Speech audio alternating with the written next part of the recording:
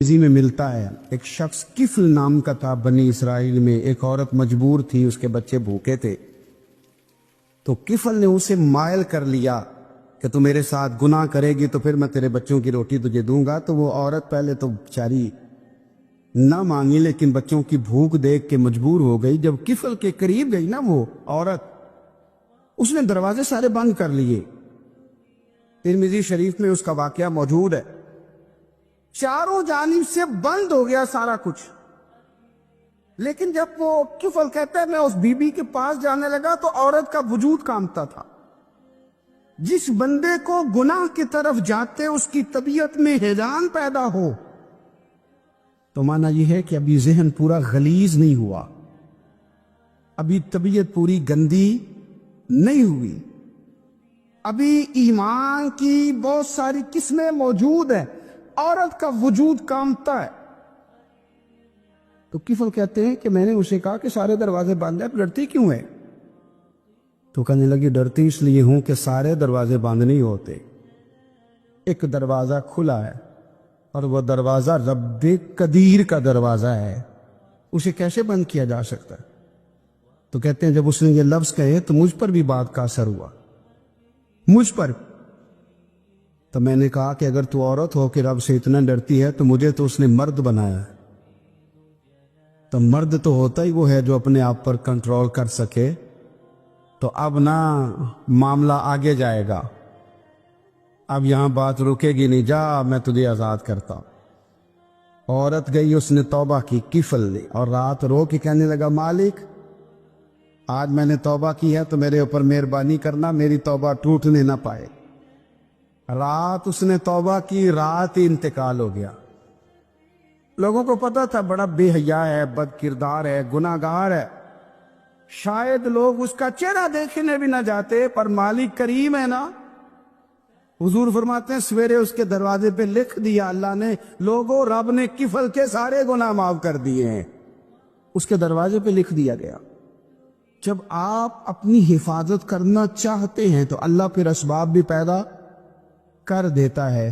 اپنی شرمگاہ کی، اپنی نظر کی آپ خوب حفاظت کریں. اور میں آپ کو ایک بات عرض کروں کہ نبی پاک نے فرمایا گناہگار مومن بھی جب دعا کے لیے ہاتھ اٹھاتا ہے تو اللہ فرماتا ہے فرشتوں اسے خالی نہ لوٹانا، مجھے شرم آتی ہے.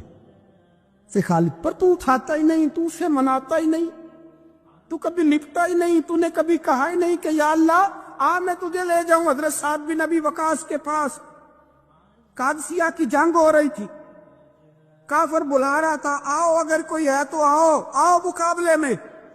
حضرت سعد بن ابی وقاص نے گھوڑے دوڑا دیے، دشت تو دشت ہیں صحرا بھی نہ چھوڑے ہم نے، بحر ظلمات میں دوڑا دیے گھوڑے ہم نے. حضرت سعد بن ابی وقاص نے گھوڑے دوڑائے، آگے دریا آ گیا، کوئی پل نہیں، کوئی شے نہیں.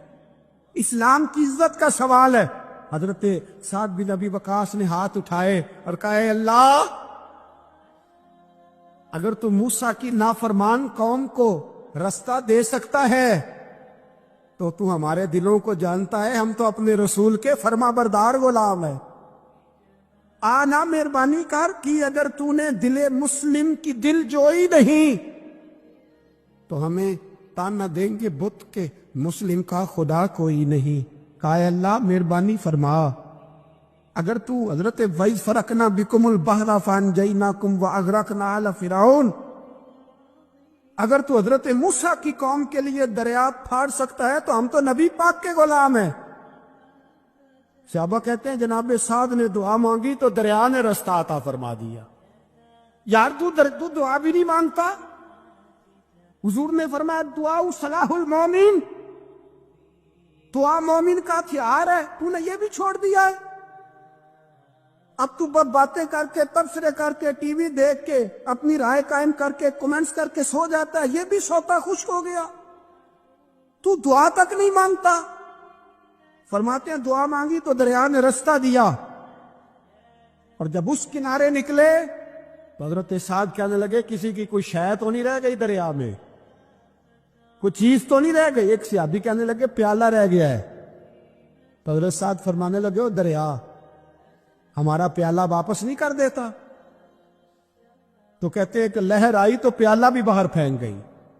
او بھائی ہم اسی رسول کا کلمہ پڑھتے ہیں جن کا حضرت سعد بن ابی وقاص نے کلمہ پڑھا تھا. اور کسی جگہ میرے نبی پاک نے نہیں فرمایا اللہ صحابی کی سنے گا بعد میں آنے والوں کی نہیں سنے گا, کسی جگہ نہیں کہا. پر تو کشکولے دعا بھی نہیں اٹھاتا, مصیبت میں بھی اب یاد خدا ہم کو نہیں آتی, دعا منہ سے نہ نکلی جیبوں سے عرضیاں نکلی, تو یہ کام بھی نہیں کرتا. میرا دل کرتا تھا چلو اور کچھ نہ ہو مسجدوں میں اجتماعی دعا ہی ہو جائے, پر اس طرف بھی توجہ نہیں. وہاں بھی کہتے ہیں مولوی صاحب جلدی کرو گھر جانا ہے, اتنی لمبی دعا, اور کمنٹس کر رہے ہیں لوگ, کہتے ہیں آپ اپنے گھر کی سوچیں. میرے بھائی دعا, صلاح الدین ایوبی فلسطین کی جنگ لڑ رہے تھے, خبر آئی کہ عیسائیوں کا ایک بحری بیڑا, بحری جہاز اسلحہ لے کے آ رہا ہے, نیزے ہیں, تلواریں ہیں, تیر ہیں. صلاح الدین ایک بزرگ تھے, ان سے ملے تو کہنے لگے بابا جی آپ بھی دعا کرو. میں بھی دعا کرتا ہوں. مسلمانوں کے پاس پہلے اسلحہ نہیں, عیسائیوں نے اور منگا لیا ہے, کہیں ایسا نہ ہو مسلمانوں کے خلاف اتنا اسلحہ استعمال ہو. یہ بات کہی, بابا جی کو دعا کا کہا, خود مسجد اقصیٰ میں ساری رات روتے رہے. صلاح الدین ساری رات, ہمارا حکمران جسے ربنا آتنا فی الدنیا پوری نہیں پڑھنی آتی, اور اب تو ایسے پیر آ گئے میدان میں جو سورہ فاتحہ سیدھی نہیں سنا سکتے الا ماشاءاللہ. ساری رات صلاح الدین ایوبی روتے رہے. وہ بزرگ کہتے ہیں میں بھی کونے میں تھا, پر جس درد سے اس نے دعا مانگی میں نہیں مانگ سکا. سویرے خبر آئی کہ دشمن کا وہ بحری بیڑا جو اسلحہ لے کے آ رہا تھا دریا میں غرق ہو گیا ہے. صبح خبر آئی تو وہ شخص ایک آگے بابا جی سے کہنے لگا بابا جی وہ بحری بیڑا دریا میں غرق ہو گیا. تو بابا جی رو پڑے, کہنے لگے دریا میں غرق نہیں ہوا, صلاح الدین ایوبی کی آنسوؤں میں غرق ہو گیا ہے, اس کے آنسوؤں میں غرق ہو گیا ہے. اس نے رب سے دعا ہی ایسی مانگی, اس کے آنسوؤں میں. تو دعا بھی نہیں مانگتا میرے بھائی مسلمانوں کے لیے, تو دعا بھی نہیں مانگتا. امام حسین میدان کربلا میں تھے, ایک راوی کہتا ہے 3 دن پانی بند رہا ہے, روٹی بند رہی ہے, پر قرآن پاک کی تلاوت 1 منٹ کے لیے بھی بند نہیں ہوئی. دعا اور التجا 1 منٹ کے لیے بھی بند. حسین کے خیمے سے یہ آواز بار بار آتی رہی, یا اللہ استقامت بھی دے اور صبر بھی عطا فرما. دعا کا رستہ بند, تلاوت بند نہیں ہوئی, اللہ کی بارگاہ میں سجدے بند نہیں ہوئے, تو چھوڑ گیا. تو دعا تک نہیں مانگتا. دعا تو انقلاب برپا کر دیتی, دعا تو حالات بدل دیتی ہے, دعا تو تبدیلی لے آتی ہے. کوئی بیٹھا ہوا مجھے دور دعا دیتا ہے, بس دعا دیتا, فقط دعا دیتا ہے. کوئی بیٹھا ہوا مجھے دور دعا دیتا ہے, میں ڈوبتا ہوں پر سمندر اچھال دیتا ہے. وہ بھائی تو دعا بھی چھوڑ گیا. پہلی بات آپ کی خدمت میں یہ ہے کہ جاگے, مسلمان بنے. دوسرا کچھ نہیں کر سکتے تو دعا تو کر سکتے ہیں نا, دعا کا رستہ اپنائیں. اور پھر میرے نبی پاک علیہ السلام نے 2 باتیں فرمائیں, کان کھول کے سن لینا. 2 باتیں. حضور نے فرمایا ایک وقت آئے گا کہ میری امت کے خلاف کافر ایک دوسرے کو آوازیں دیں گے, آؤ مسلمانوں کو مارے, آؤ مسلمانوں. تو صحابہ نے کہا یا رسول اللہ کیوں, ہم تھوڑے ہو جائیں گے؟ فرمایا نہیں, تم بہت زیادہ ہوں گے. 56 اسلامی ملک ہے دنیا میں, اتنا سا برما ہے. کسی غیر مسلم کا کتا مر جائے تو یہ چیخ پڑتے ہیں, اور یہاں کہتی ہے اقوام متحدہ کہ جی وہ ہمیں داخل نہیں ہونے دے رہے. تو بند کرو پھر سلامتی کونسل, تحلیل کر دو, اقوام متحدہ ختم کرو. اگر تمہاری کو سنتا نہیں تو بنائی کیا ہے؟ صرف مسلمانوں کو پریشرائز کرنے کے لیے. اور ہمارے مسلمان ویک مانگتے پھرتے ہیں, کہتا ہے کہا ہے ہم نے اقوام متحدہ سے. اب تم اپنے لیے کافر سے بھیک مانگو گے, کافر سے بھیک مانگو گے. میرے عزیز نبی پاک علیہ الصلوۃ والسلام نے فرمایا کافر ایک دوسرے کو بلائیں گے مسلمانوں کو مارے. یا رسول اللہ ہم تھوڑے ہوں گے. فرمایا بہت زیادہ ہوں گے. تو حضور کیا ہوگا؟ فرمایا تمہیں وہن ہو جائے گا. یا رسول اللہ وہ کیا ہے؟ فرمایا دنیا سے پیار ہو جائے گا، مرنے کو دل نہیں کرے گا دنیا سے، اور مرنے کو اس وقت سمجھ لینا کافر تم پہ حاوی ہے۔ میں اپنا اندازہ کروں، آپ اپنا کریں، مجھے دولت سے کتنا پیار ہے اور آپ کو کتنا پیار ہے۔ جاگ کے سنیں یہ لفظ رسول پاک کے صلی اللہ علیہ، حضور نے فرمایا جب تجھے دنیا سے پیار ہو جائے، دولت سے پیار ہو جائے، اقتدار سے پیار ہو جائے، اور جب تجھے موت بری لگنے لگے، تیرا مرنے کو دل نہ کرے، پھر کافر تیرے اوپر چڑھ آئے گا۔ آج دولت ہی تو رہ گئی ہے، باقی بچا کیا ہے؟ میں اکثر کہتا ہوں شادیاں نہیں ہوتی، تجارتیں ہوتی ہیں۔ لڑکی والے کہتے ہیں کہ لڑکا زیور کتنا ڈالے گا، لڑکے والے کہتے ہیں لڑکی جہیز کتنا لائے گی۔ تجارت، ہر جگہ دولت، ہر جگہ پیسہ، ہر جگہ سرمایہ۔ جہاں جس معاشرے میں تلاوت بکے، نعت بکے، تقریر بکے، اس سے زیادہ اور تباہی کا معاملہ کیا ہوگا؟ میرے عزیز، میرے رسول پاک علیہ الصلوۃ والسلام کے صحابہ کے قریب دنیا داری آ سکی؟ نہیں آئی۔ حضرت ابو بکر صدیق نے پانی مانگا تو لوگوں نے دودھ دیا، فرمایا پیچھے کرو۔ ابو بکر نے نعمتیں چھوڑ دیے۔ اب ابو بکر وہ والا کام کرتا ہے جو رسول پاک نے کیا ہے، فرمایا نہ دودھ شاید پیش نہ کرو، جو مانگتا ہوں بس وہ دو۔ حضرت ابو بکر صدیق نے بڑے مالدار تھے۔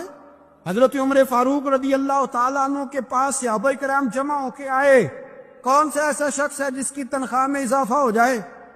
تو لوگ کہتے ہیں نہیں مجھے نہیں چاہیے، پر ہم نے وہ لوگ دیکھے، حاجی صادق صاحب کو مسجد والوں نے کہا 1000 روپیہ تنخواہ بڑھانی ہے، تو حاجی صاحب کہنے لگے میرا بڑا سونا گزارا ہوتا ہے، مجھے نہیں بڑھے دے۔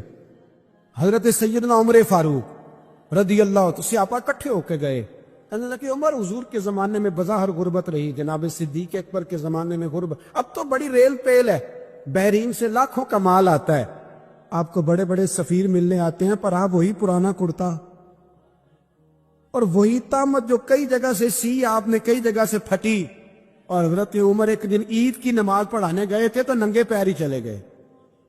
لوگوں نے کہا جوتا، فرمایا ٹوٹ گیا تھا یار، پہننے کے قابل نہیں تھا، فرمایا ننگے پیر آ گئے اور لوگ کیا کہیں گے، فرمایا چھوڑو۔ عمر کے پاؤں ننگے ہیں لیکن عمر کے کردار میں تو کوئی شک نہیں نا، پیر ہی ننگے ہیں نا، کیا ہوا، چھوڑو اس بات، کوئی پیار نہیں دنیا داری سے، دولت سے کوئی چکر ہی نہیں۔